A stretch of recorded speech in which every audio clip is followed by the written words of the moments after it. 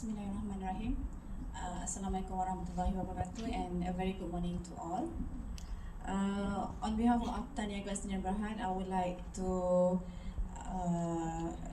our heartfelt appreciation to Dr. Aswir Abdul Rashid, Presiden Kelab IMR, Ketua Unit Pemakanan NMCRC IMR, dan semua organizer dari Kelab IMR dan Unit Pemakanan NMCRC IMR.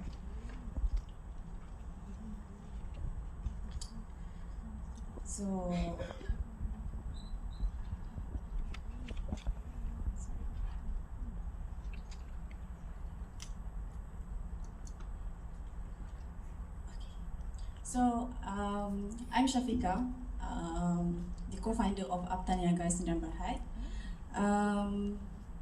I would like to, it is with great pleasure that I welcome everyone present here, joining our meaningful sharing on this particular topic, exploring next generation sequencing, microbiome diversity to insights.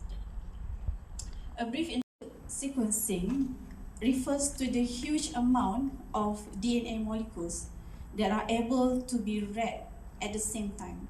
So this actually encounter the first problem of the first generation of sequencing.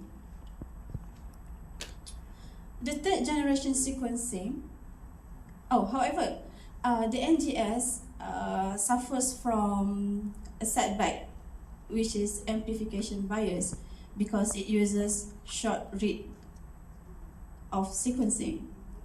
Now, using short read, the sequencing length will be around 600 base pairs. However, by using third generation sequencing technology, which is the latest development in DNA sequencing, it can generate reads of about tens of kilobases. So, as the library preparation doesn't need PCR,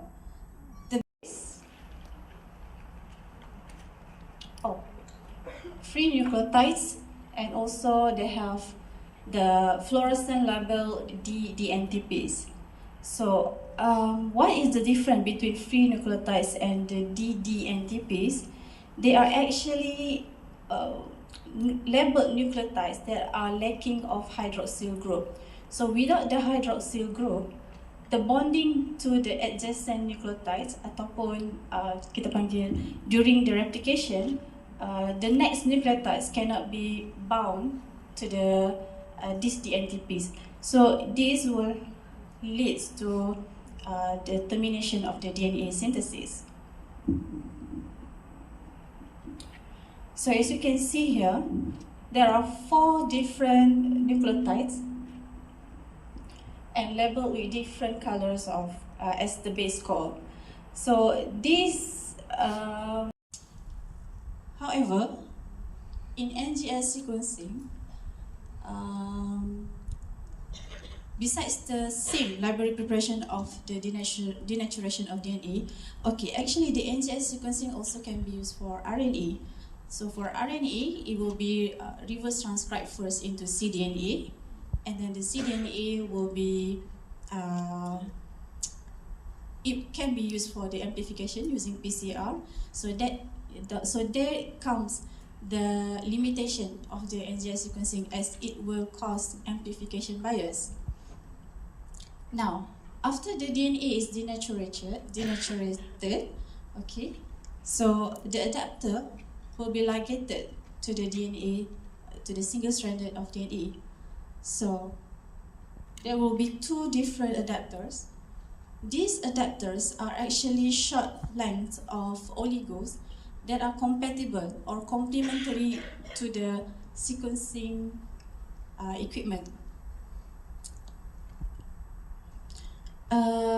Against biotic and abiotic stresses, rhizobia that inhabit the unique structure of the nodules in the roots, they are capable of biological nitrogen fixation, whereby the dinitrogen is fixed into the forms that can be used by the plants. So it improves the nitrogen fertility in leguminous crops. Some soil bacteria can produce extracellular polymeric substance leading to the formation of hydrophobic biofilms that protect plants from desiccation.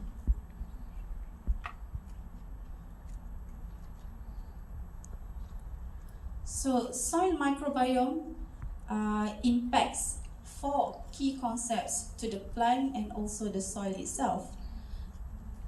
So here you can see for the improvement to the plant, actually the microbiome interaction increase and induce root immune suppression, enhance the rhizosphere effect, the microbiome recruitment, and soil fungistasis.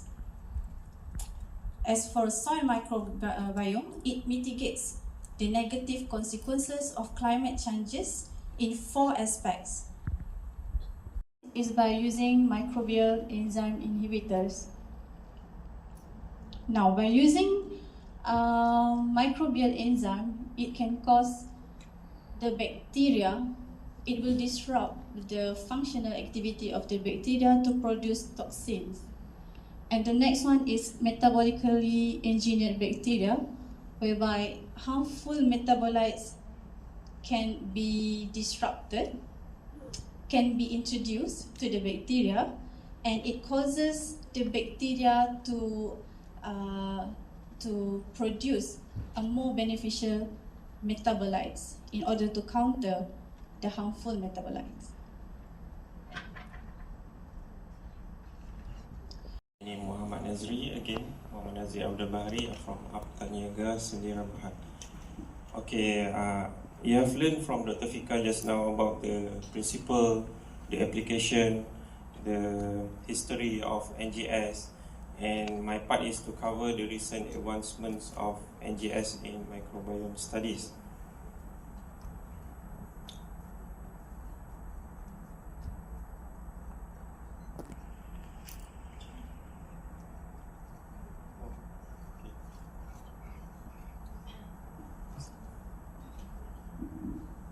Sorry.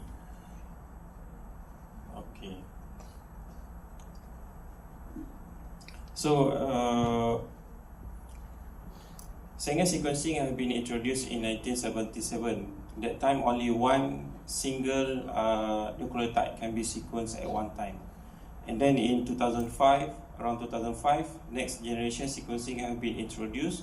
From single nucleotide, then we can massively parallel sequence high throughput.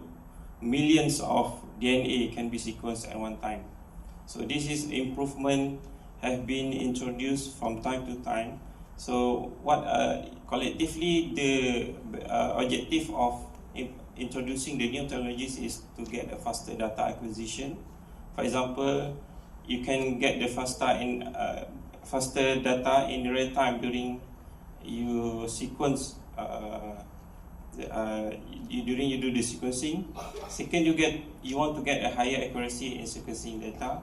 For example, you want to get 99.9% of base call quality and above. And also, we want to have a higher resolution in analysis data. For example, in bulk sequencing like NGS, you only have the average data from the microbial communities in the sample. How if we want to go deep into analyzing the single microbial or single cells transcriptome profiles? So this is made about can be achieved in the third generation sequencing. Sequence the RNA without having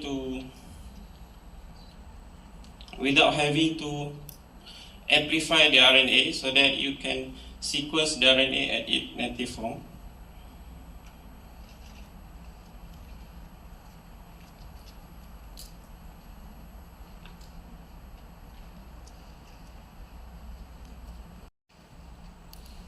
Okay, next is I want to touch about the new approach in sample preparation and experimental design. We recommend that you integrate your multi-omics experiment, because if you integrate the multi-omics experiment, you can give a big picture of you can have a big picture of your sequencing data.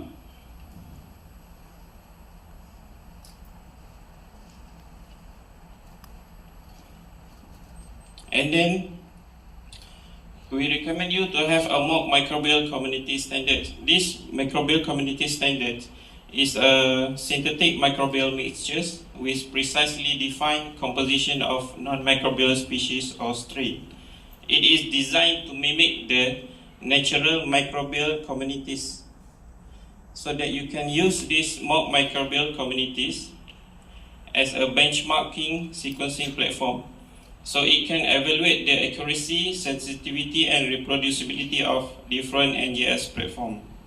You can use it as a quality control, for example, to assess the sequencing depth, the real quality and error rates. And then method validation, you can validate the bioinformatic pipelines, reference database, and analytical tools. So, you will see single cells and single bits in one capsule. So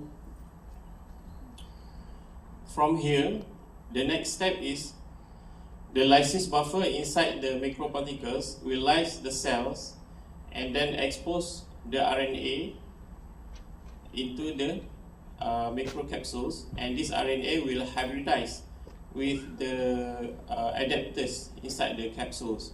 So in the adapter has the barcode that will ligate with the RNA, and then after it ligate with the adapter, they will introduce a chemical to break the capsules so that this